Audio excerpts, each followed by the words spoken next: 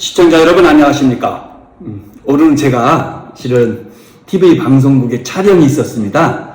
그래서 약간 머리도 가다듬고 약간의 분장도 했습니다. 그래서 조금 아까워서 한번 이대로 한번 동영상을 촬영해 보고자 시작을 하게 됐습니다. 많은 노스쿨 학생들이 궁금해 합니다. 우리 노스쿨에서 교수님들에게 인정받고 사랑받는 비결이 뭔지를 여러분도 궁금하시죠? 오늘은 그 이야기에 대해서 한번 해보겠습니다. 그런데 오늘은 실은 제 혼자 일방적으로 진행하지 않고 아무래도 학생 역할을 할 분을 한 분 모시도록 하겠습니다. 우리 허성진 박사님이신데요. 화면 당연히 안 나오시고 목소리만 나오도록 되어 있습니다. 자, 허 박사님.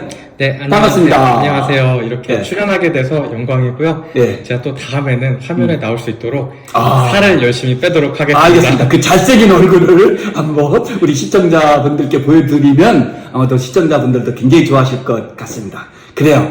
법학을 공부하셨잖아요. 그죠? 네, 맞습니다. 박사기도 하시고. 그런데 자, 우리 노스쿨생들이 어떤 걸 궁금해요? 어떻게 하면 우리 노스쿨 학생들이 교수에게 사랑받는다고 생각할지 그거 궁금하시다는 것이죠? 네, 맞습니다. 실제로 학생들이 수업을 들을 때 많이 궁금해하는 것들이 네. 조금 교수님께 더 잘 보이고 싶다는 마음도 들 것이고 그렇죠. 네, 근데 그 방법을 모르는 친구들이 참 많아요. 옛날에 제가 학교를 다닐 때는 자그마한 음료수 같은 거 좀 이렇게 올려놨었는데 맞아. 요즘 약간 이제는 청탁금지법 때문에 안 되는 것이죠. 맞습니다. 그러면 그런 방법을 제외하고 내가 수업을 들으면서 법학전문대학원 교수님께 조금 이렇게 사랑을 받을 수 있는 방법이 있는가 그것이 궁금합니다. 그렇죠. 실은 노스쿨 입학 학생들은 잘하고 싶잖아요. 누구나 공부를. 그래서 입학의 목적인 변호사 시험에 합격해서 법조인으로서 열심히 활약하는 멋진 법조인 되는 것이 꿈 아니겠습니까? 그래서 지금 허 박사가 말씀하신 그런 궁금점이 있을 것 같아요.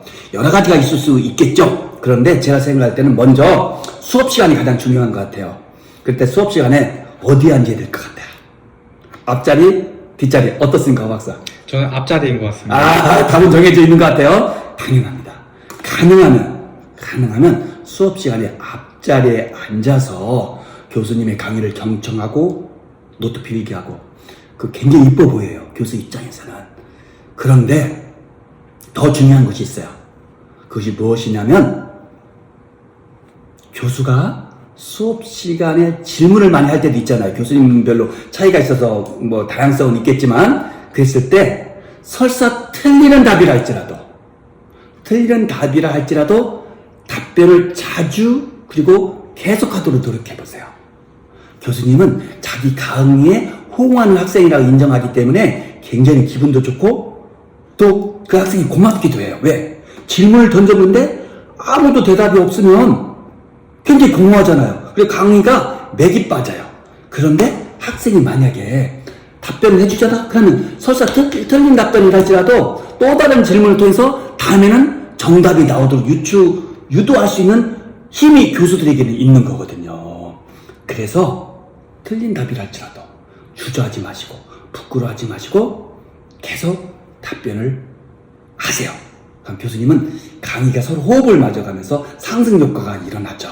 서로 손뼉이 마주쳐지는 거예요.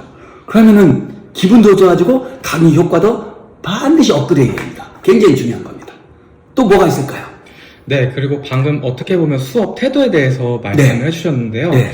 제가 공부할 때도 이렇게 수업을 듣다 보면 갑자기 궁금한 것들이 막 떠오를 때가 있거든요. 그렇죠. 그러면 그거를 질문하는 시점도 굉장히 중요할 것 같습니다. 맞아요. 강의 흐름도 끊으면 안 되니까. 네, 맞습니다. 그래서 어느 때에 어떠한 질문을 하는 것이 좋은지 좀 말씀해 주시면 좋을 것 같습니다. 굉장히 좋은 질문이에요. 실은 어떤 경우에는 그 질문 타임이 아닌 것 같은데 질문한다든가 또는 이게 질문할 상황이 아닌데 질문한 경우도 있어서 때로는 강의의 흐름이 끊기기도 해요. 그렇지만 기본적으로 학생들이 질문한다는 것은 굉장히 좋은 현상이에요. 그런데 이왕이면 효과가 있이 그리고 효율적으로 질문이 이루어진다는 교수한테도 도움이 되고 학생에게도 도움이 되겠죠.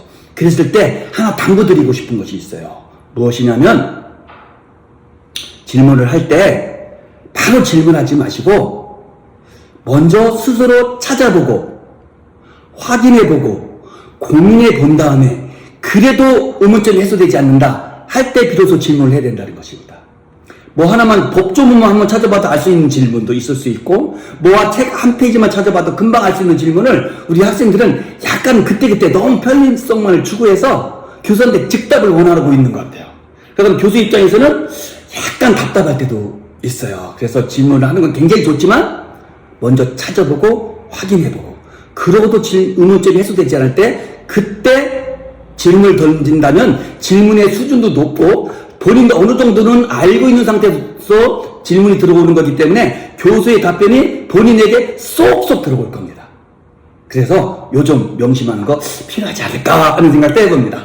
네, 감사합니다. 그럼 마지막으로 좀 네. 궁금한 게 있는데요. 네. 혹시 교수님께서 그동안 수업을 하시면서 좀 기억에 남는 학생의 일화가 있다면 좀 얘기해 주셔도 좋을 것 같습니다. 그럴까요? 아주 오래됐는데요. 노숙을 초창기니까 벌써 10년이 훨씬 넘었겠죠?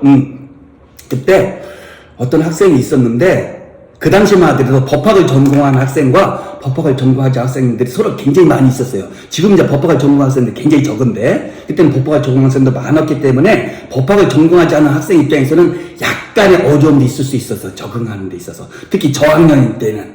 그런데 한 학생이 있었어요. 공학, 그 중에서도 컴퓨터 공학을 전공한 학생이었는데요. 노숙을 약간 늦은 나이에 왔어요. 아주 늦은 나이는 아니었지만 군대를 다 마쳤으니까 장교로서. 그랬는데 이 친구가 1학년 1학기를 마쳤는데 성적이 너무 안 좋은 거예요.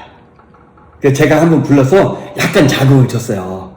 이런 식으로 한다면 아무 의미가 없고 노숙을 3년이 시간 낭비가 될 것 같다. 그러니까 마음을 굳게 다잡고 공부를 열심히 해보든가 아니면 다시 컴퓨터 공학 전공으로 돌아가서 노숙을 깨끗하게 잊어버리라 라고 어떻게 보면은 약간 막 단호하다고 할까 냉정하다고 할까 그렇게 충고를 해준 적이 있었어요. 그런데 이 학생이 거의 막 눈물을 글썽였어요. 남학생이었는데 교수님 제가 진짜 열심히 해서 교수님 기대에 어긋나지 않을 테니까 열심히 가르쳐 주세요 라고 하더라고요. 제가 그 학생 유심히 지켜봤고 또 나름대로 개인적인 지도도 해줬어요.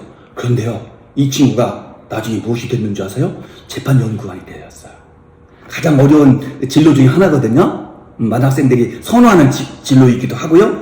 더 대단한 것은 대학노법에 취업이 됐어요. 재판연구원 마친 뒤에. 더 대단한 것은 지금 판사님이세요.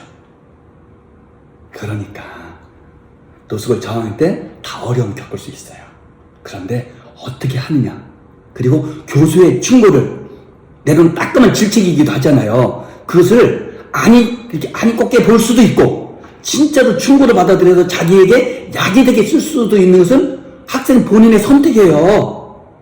그래서 교수님이 해주는 조언은 나름대로 경험에서 오는 조언이기 때문에 경청할 필요가 있다. 설사 그 당시에는 교수님 뭐 이상한 소리 하시는 것 같아, 나하고는 안 맞는 것 같아 하는 생각이 들지라도 한번 속는셈 쥐고 교수님들의 조언을, 충고를 귀담아 듣고 한번 실천해 보세요. 여러분들에게 반드시 좋은 결과가 있을 것이라고 저는 확신합니다. 네, 오늘 짧게나마 우리 노스쿨 학생들이 교수님들에게 사랑받는 법, 그리고 공부 잘하는 법 조금 알아봤습니다. 다음에도 더 좋은 영상으로 찾아뵙도록 하겠습니다. 오늘 질문해 주신 박사님 고맙습니다. 감사합니다. 감사합니다.